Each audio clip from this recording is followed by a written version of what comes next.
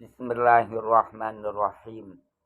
Man zaroni ba'da mauti faka'annama zaroni fi hayati.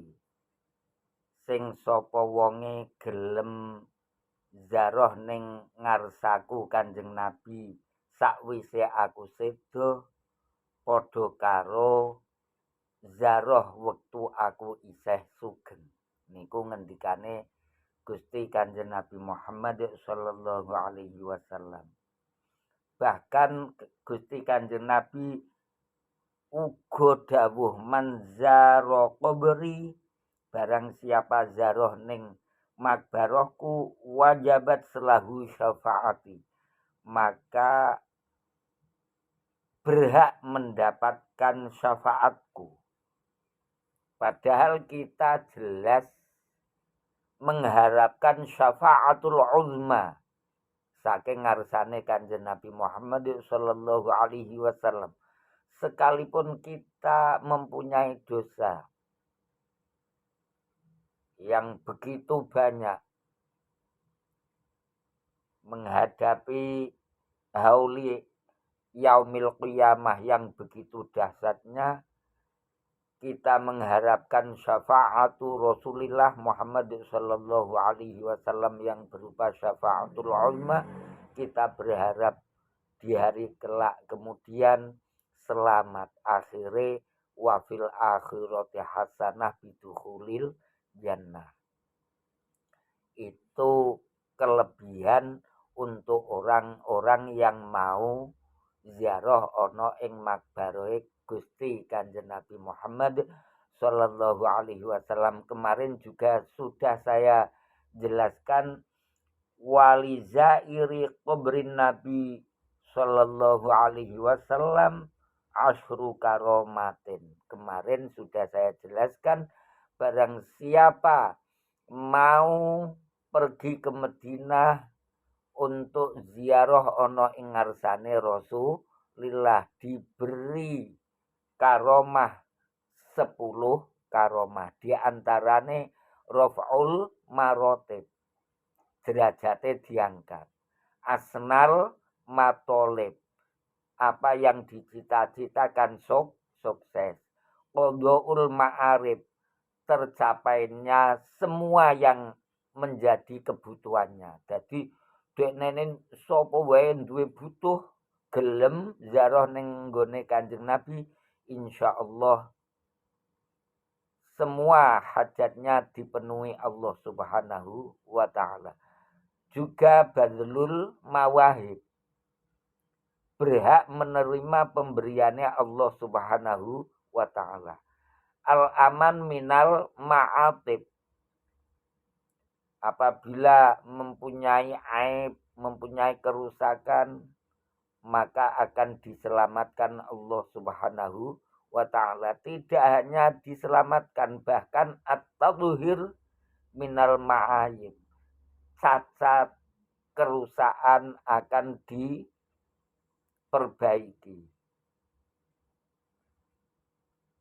Tashilul maso'ib, apabila mempunyai kesulitan mau ziarah ana ing makbarohe Rasulillah akan dipermudahkan. Kifayatun nawaib, apabila mempunyai tadi ma'atib, mempunyai ma'ayib, akan diberi kecukupan, akan diganti yang lebih baik, sehingga husnul awaqib.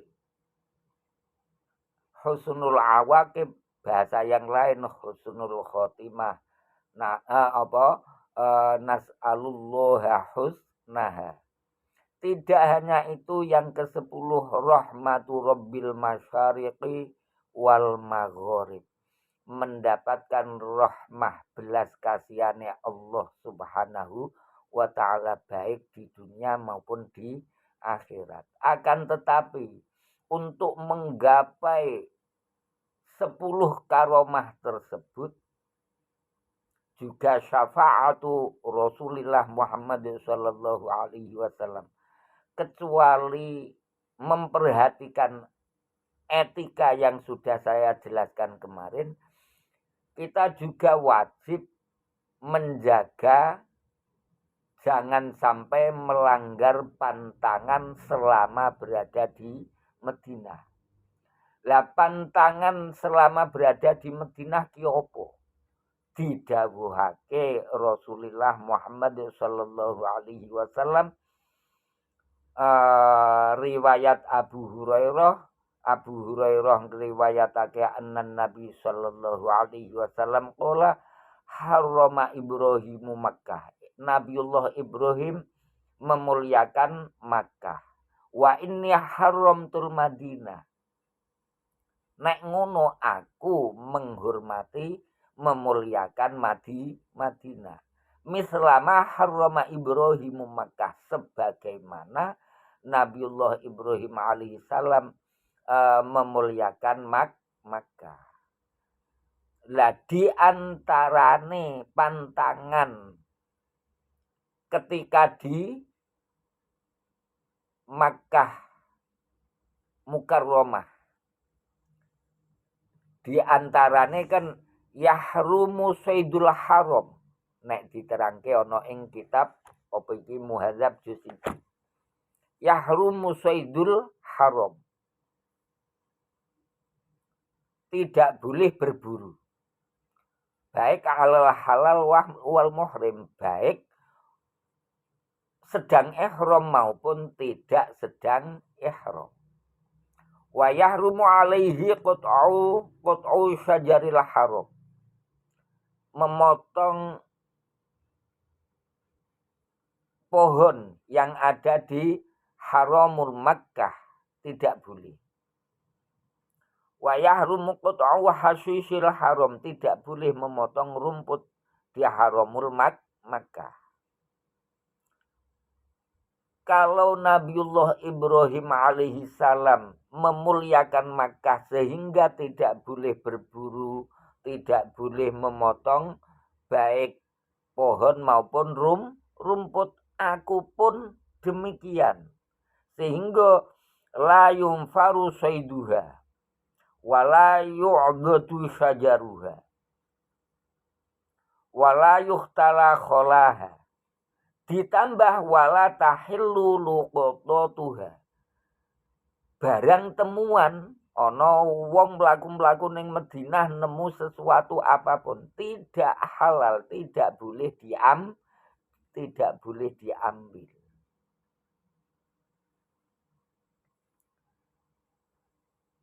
Lah sekarang bagaimana kalau terlanjur?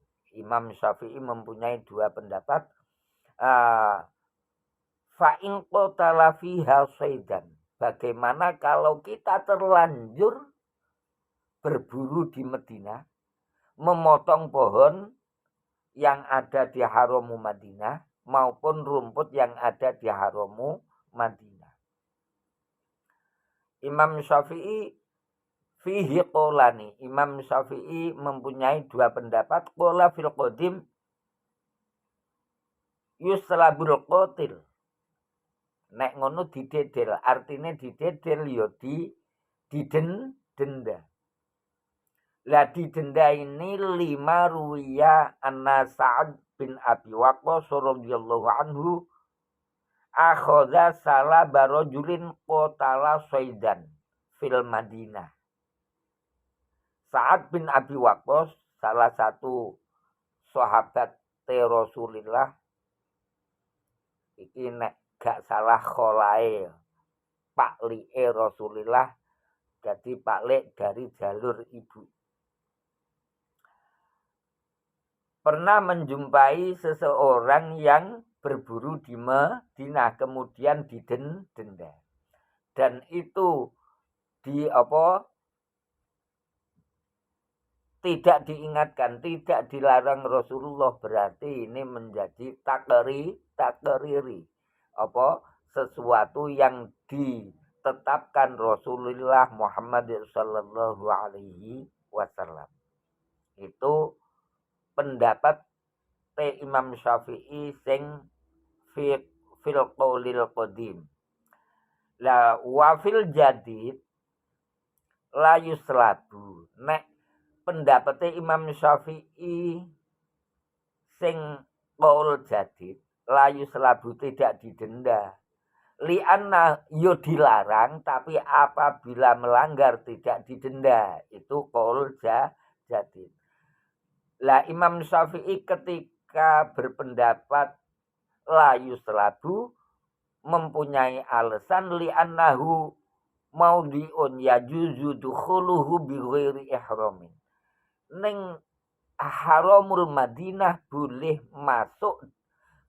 masuk di haramul Madinah tanpa ihram. Ketika boleh masuk tanpa ihram, padahal haramu yang menyebabkan tidak boleh berburu di Madinah Makkah tadi kan kecuali ya sedang ihram. Ngoten nggih. Lah iki wong haramul Madinah tidak harus ihram. Maka ketika tidak harus ihram ya berarti upomo kok terlanjur membunuh ya tidak didenda. Ini menurut pendapatnya Imam Syafi'i di qaul jadid. Mung nek cara pribadiku khuruj minal khilaf.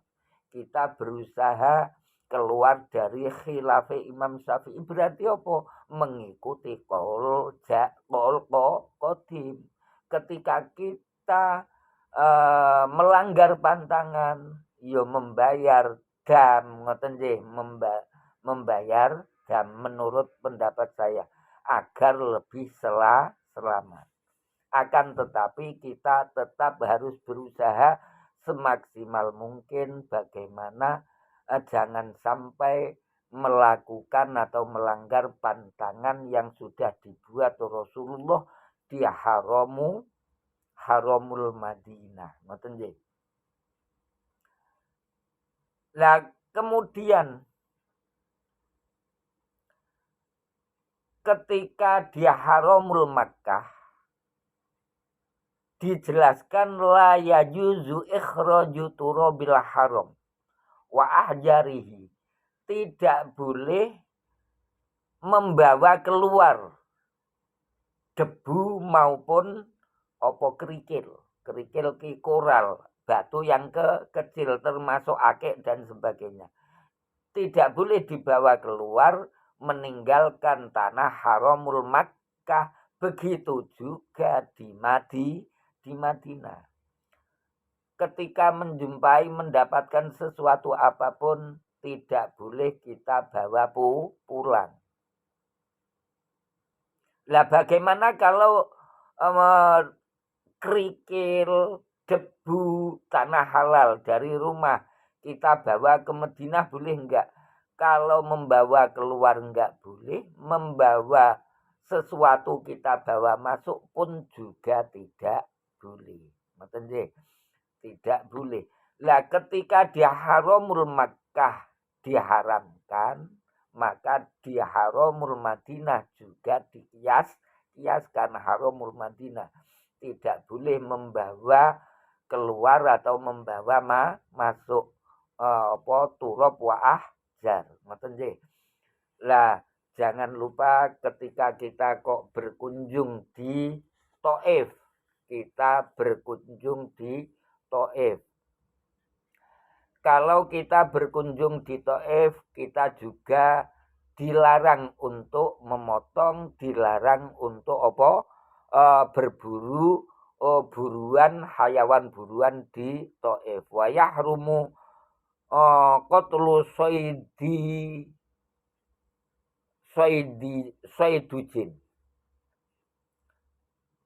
Saydujin ai huwa wadin bit Thaif. Saydujin kuwi jurang ning Thaif. Mungkin jenengan isih kilingan sejarah Gusti Kanjeng Nabi Muhammad sallallahu alaihi wasallam pernah hijrah ning Thaif.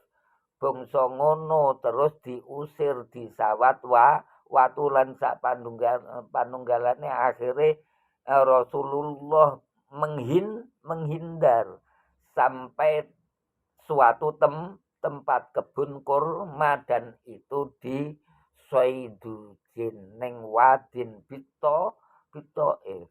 Pada saat itu Rasulullah ditemui sapa malaikat Jibril. Malaikat Jibril menawarkan jasa. Silahkan kalau minta dihancurkan Taif akan dihancurkan. Malaikat Jibril siap membantu, akan tetapi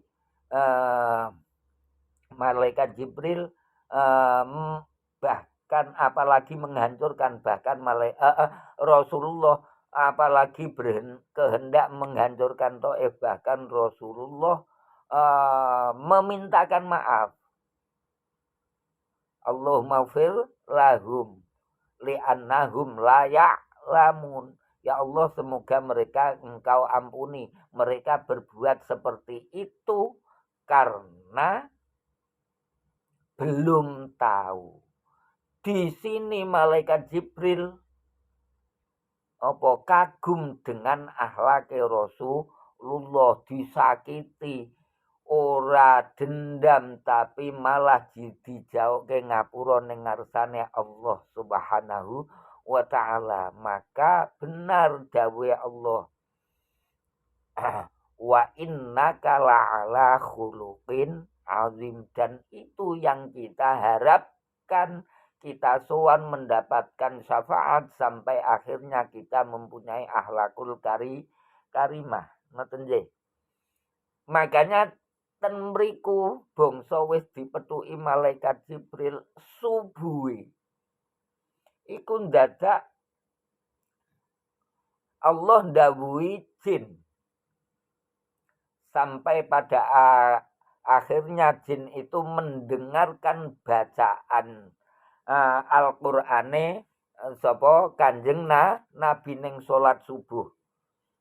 Qul uhiya ilayya annahu istama'a nafarum minal jinni faqulu inna sami'na qur'anan ajaba yahdi ila rusdi fa'amanna bi walan nusyrika bi rabbina ahada wa annahu ta'ala jaddu rabbina mattakhadha sahibatan wala walada wa annahu kana yaqulu safihuna 'alallahi syaddu, dan seterusnya.